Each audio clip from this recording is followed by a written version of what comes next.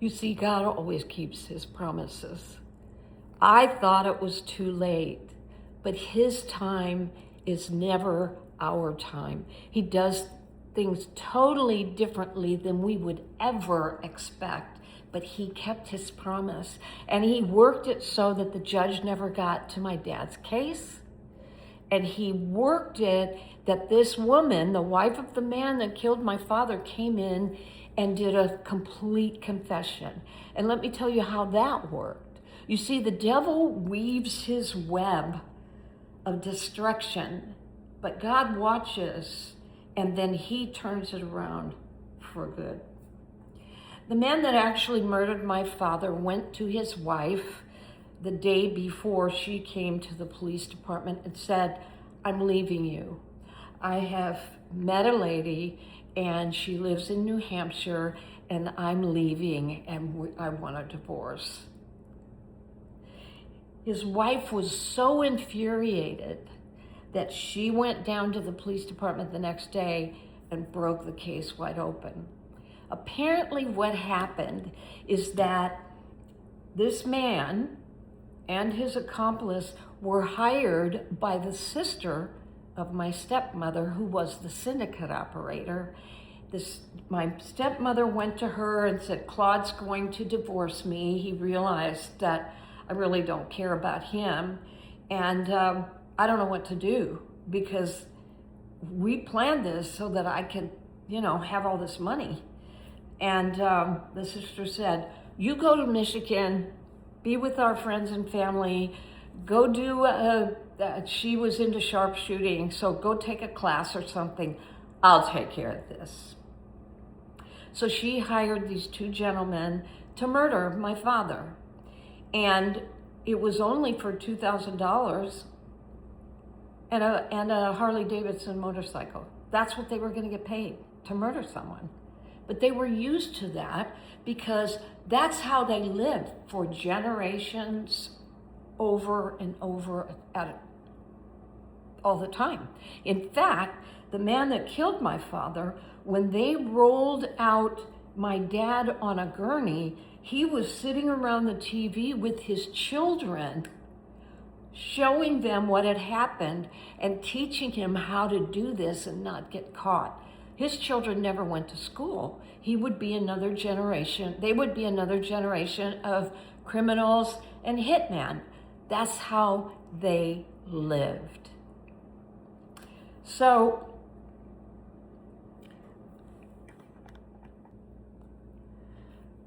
the newspapers were notified, and the news media was notified. So now, again, it's plastered over every TV station, news radio station, and the newspapers are all following this. I've got the photos to show it, but now starts the process of arresting the people, and they arrested her husband, and they arrested the accomplice, but they did not arrest anyone else yet. They had more work to do to who hired him, or did they have something against my parents? My father? Although the wife of the man that killed my dad, she told them everything. It's hearsay. They can't do much with that in a courtroom. And I remember the prosecutor saying to me, "We're not going to get a guilty verdict with anybody because we don't have any evidence. We've got hearsay. This is impossible." And I looked at him and I said, "You mark my words. You're going to get guilty. I don't know how many people are involved, but you will get guilty for every single one of them, because that was the promise God made to me, and I'm going to stand by it." And I remember him saying to me, "So what's that black book that you're carrying around? Do you read that?" He said, "Is it a missal?" He was Catholic. I said, "No, it's a Bible. And yes, I do read it. It's the only thing that is keeping me sane right now." So we began. And there was jury selection. And then finally, there was the first trial for Mr. Lodholtz, who actually killed my father. What had happened apparently was that both Mr. Lodholtz and the other gentleman drove to my father's house. It was after midnight, and knocked on my dad's door. He had just gotten home from work, and one of them knocked, the younger guy, not Lodholtz, but the other one. But that's a little gray at this point. We don't know actually who pulled the trigger. We think it was Mr. Lodholtz. And he said, "Hey, my car's broken down. It's stuck in the snow. Can I use your telephone?" And my dad says, "Well, why don't we do this? I'll get you unstuck. Let's go." And he said, "No, I want to call a tow truck and I'm really cold. Can I come in?" So my father brought him in, made him a cup of coffee, and then he went to the phone. And at that time, the phones, they were desk phones or wall phones. We didn't have cell phones back then. And he got to the phone. He said, "Where's your phone book?" And my dad gave him the phone book. And he held the phone book up. He had a silencer on his gun. But he told my father, "I'm going to kill you." My father begged for his life, to no avail. But they murdered my father right there. Once the first trial started, and I was present for it, I could see, I'm still praying for forgiveness because now all this ugliness started to come back after the 2.5 years. I thought I had forgiven, but I hadn't, because all that nastiness starts coming back in my body. I could feel it. I could feel the anger. I could feel the tense feeling. I could feel the vengeful attitude and the hatred start to come back up. And I kept saying, "God, help me. Help me. I'm trying not to be vengeful. How do I do that?" That's a battle that's very difficult to win. In fact, Jessica Kirk is going through that, I'm sure, right now. So the first trial came, and we got a guilty verdict. The second trial for his accomplice came, and we got a second guilty verdict. In order to plea bargain, Mr. Lodholtz told everything to the police department and to the courts so that he could just have a life sentence. He wanted to be in New Hampshire by his girlfriend. So I keep losing my thoughts, and I'm sorry for that. So they had the second trial, and again, I'm at the trial. I see what's going on. I see someone come into and sit on the stand, and they're lying like crazy. And then somebody else come in and sit on the stand and testify, and it blows that lie right out of the water. And I could tell that God was working in the midst of this mess, that there was a battle going on. The Bible says that there are powers and principalities at war for us that we cannot see. Our fight is not against flesh and blood. And so at that point, I could see it. I could see it happening in the courtroom. I couldn't physically see the angels fighting against the demons, but I could sense it, and I knew it was happening. So because of the testimonies, finally, after the guilty verdicts and the depositions, they arrested my stepmother, and we got a guilty verdict for her. And then came my stepmother's sister, the big syndicate operator that they had been trying for years to arrest, and they couldn't get anything on her because she was so good. And I remember the attorney saying to me, we're not, she's up for the death penalty, we're not going to get it. I said, well, that's okay, but we are going to get a guilty verdict. Whatever you guys decide, we are going to get guilty. He says, man, I can't believe that you're that sure on this. I said, you mark my words. So the trial began, and again, I watched it. I watched it go from this side to excuses and lies, and then all of a sudden be brought back to center. And it just was amazing to me to see this happen. Well, during that trial period, which was about a week and a half, I think, the wife of Mr. Lodholtz was going to testify. And the prosecutor asked if I would testify. And I said, of course, yes, I would.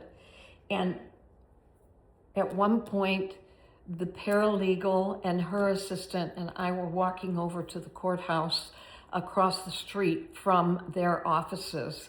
And the assistant to the paralegal started laughing. And she said, you know, Vicky Lodholtz, the wife of the man that killed my father, is scared to death to testify. These are syndicate people.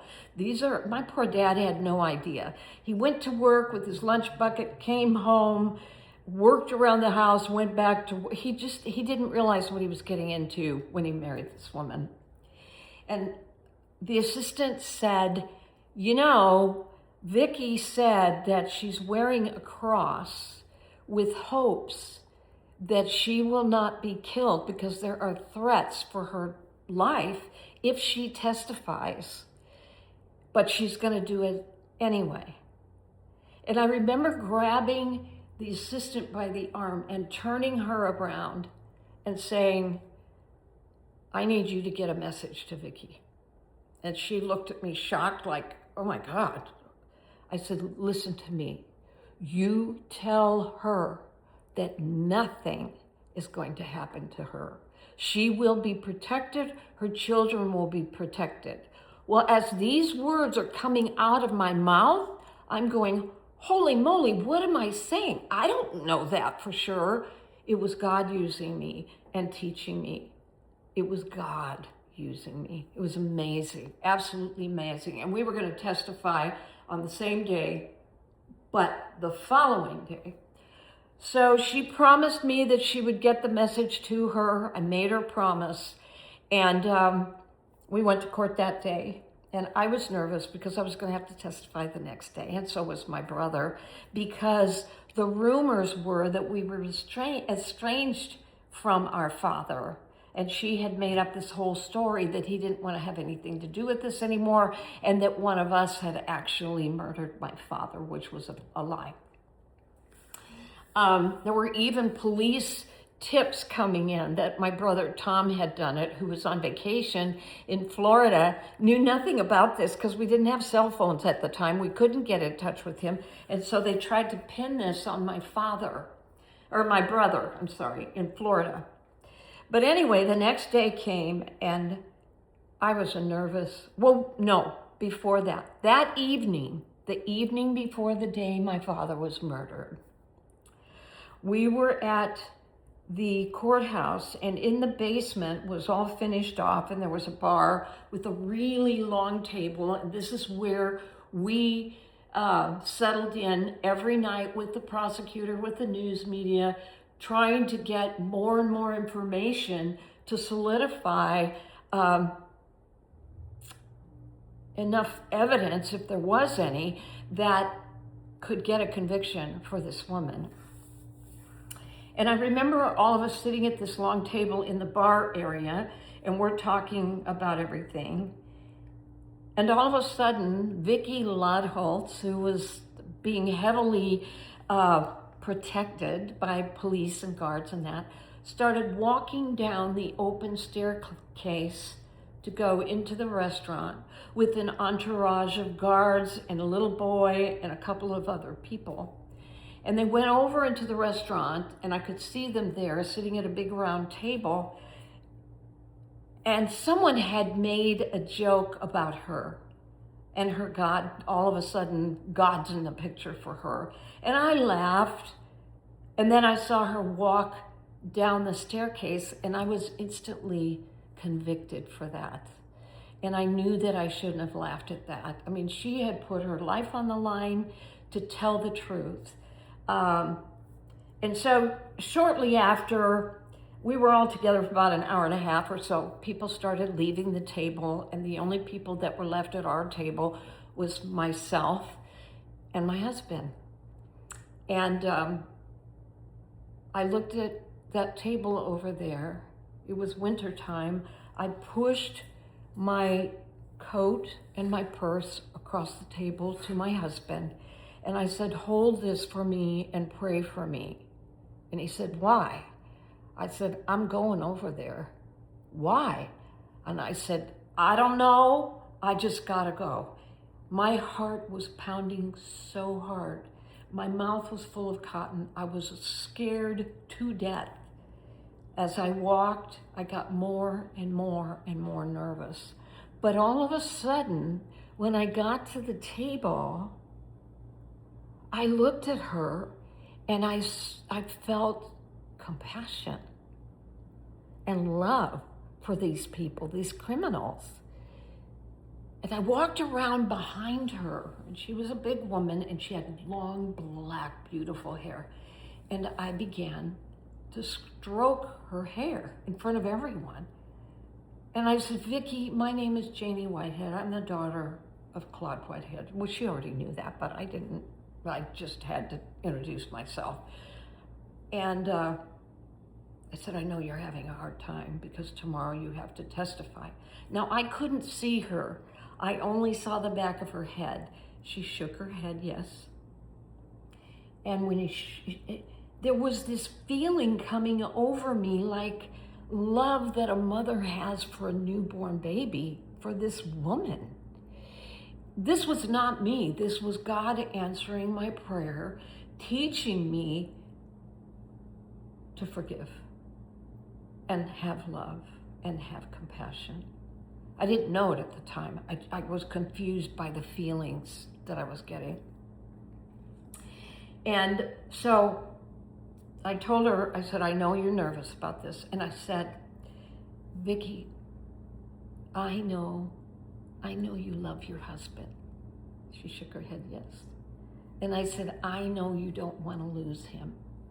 And she shook her head again, yes. And I said, "I know you love your children." And she said, yes.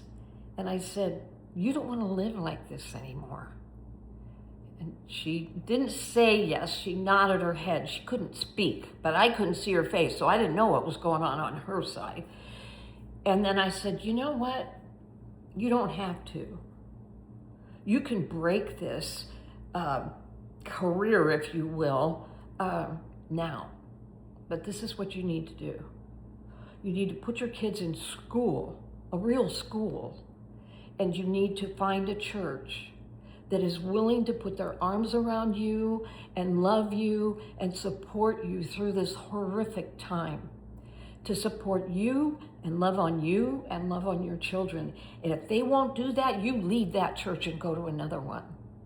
I'm still going, what in the world am I doing here? And I began to realize this was God speaking through me. She turned around at that time, and the tears were pouring down her face. And then I said to her, which was the hardest thing I have ever said in my entire life, "Vicki, if I had to come from California all the way to Indiana because my dad had died to tell you that Jesus loves you, Jesus loves your children, and Jesus wants to help you, then my dad's death was worth it." I left her and I went around to the other side of the table where this little 7 or 8-year-old boy was. I got on my knees and I put my arm around him and I said, "You know what?" And he looked at me. I said, "The kingdom of heaven is full of little boys just like you." And I got up and I asked if we could stand and pray. They all stood up speechless, not knowing what the heck had just happened. Neither did I, because I wasn't doing it. I was a pencil in God's hand.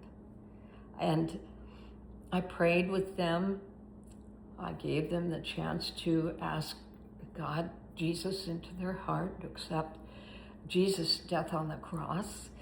Nobody said anything, but I did pray. I left.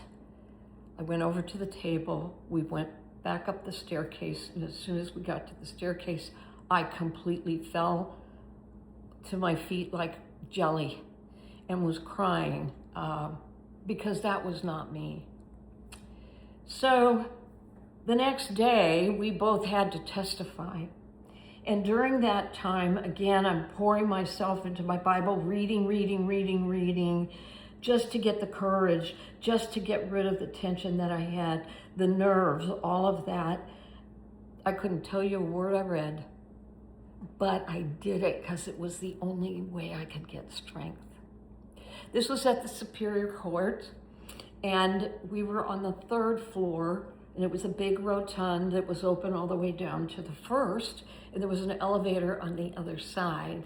And pretty soon in the before that, actually, the prosecutor got me a message. You're not supposed to have a message, and you can't go into the courtroom. It's not like what you see on TV. We were sequestered. I could not go into the courtroom and hear what anyone else was saying because they didn't want that to taint what I was going to say. And so the prosecutor gave my brother a note to slip to me as he walked past me. He couldn't talk to me.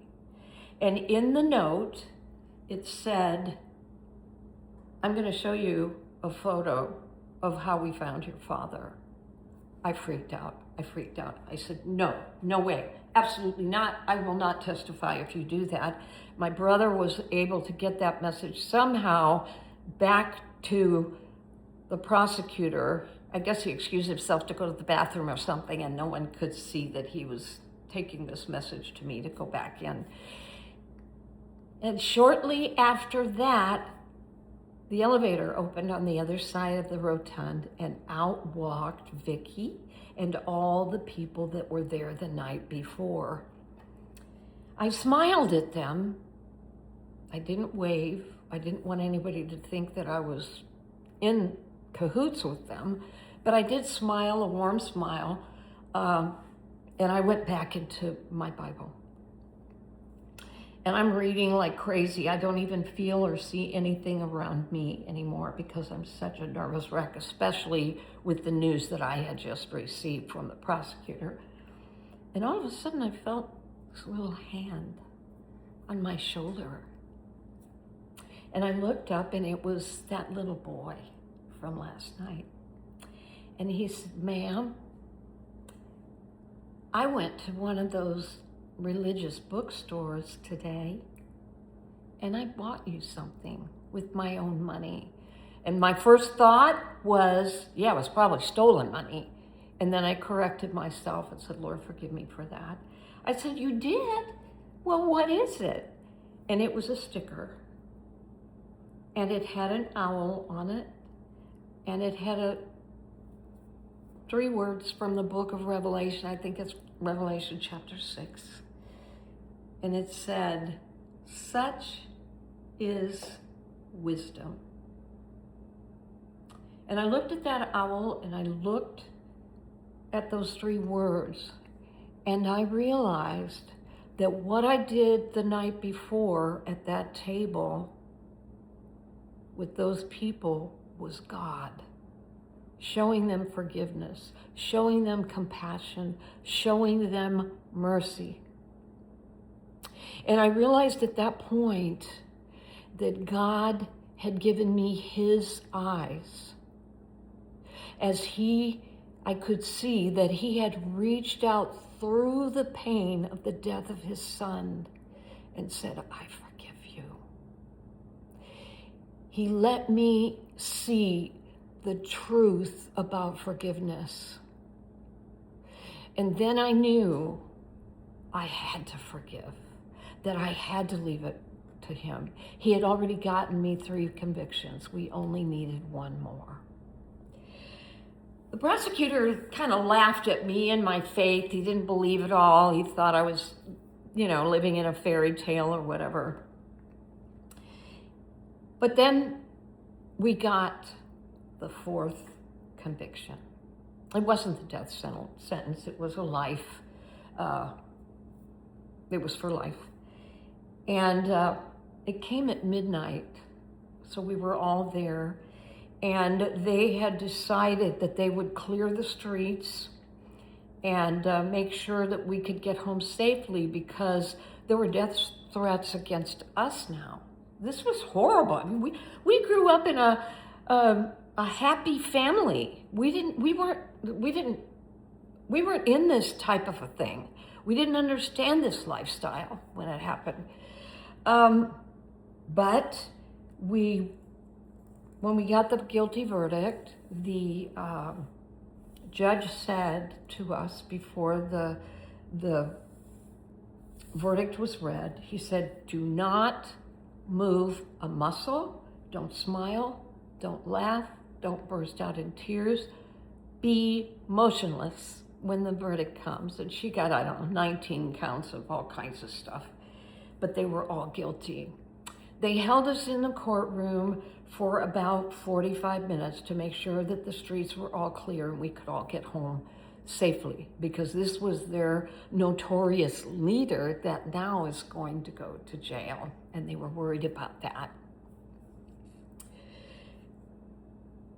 Once they let us out of the courtroom, that attorney, who was a big, burly guy, very arrogant and young, and he walked around to the double doors by the side, kind of in the dark, and he pointed to me to come to him.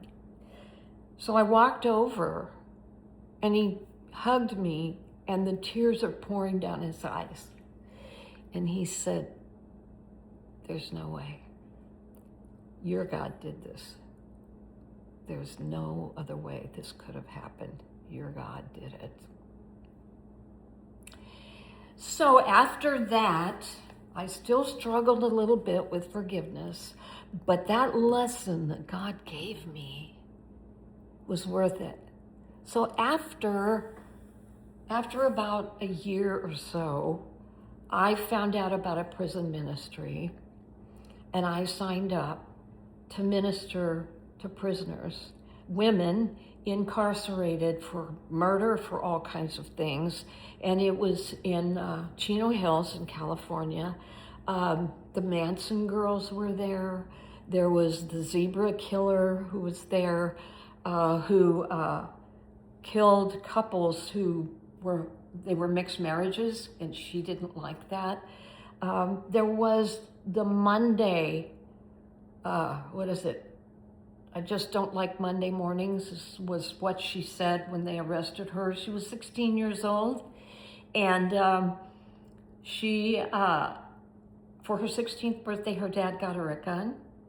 And on that day, she opened her window. There was an elementary school across from their street, and she aimed it and started shooting at all the children and killed a few of them. I don't know how many. I think the principal was even killed. And she was there, and I got to meet her. She'd been in prison for 30 years. Her father was very elderly, and he was worried that when he died, there would be no one there to be there for her. And I got to see the other side. I got to see prisoners that made bad decisions, but decided to give their life to Christ. One bad decision, just like Jelly Roll. And so I ministered. I shared my story with so many of them, and I would come back every week. And I remember one time I shared my story, and this was in the lockdown prison of the prison. It's called SHU.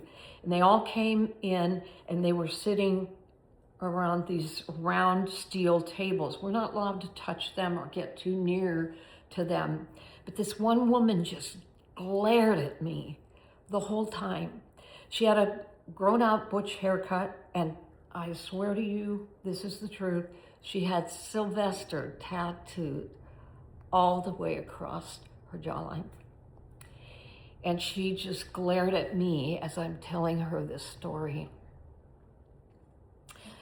And my eyes were just glued to her eyes.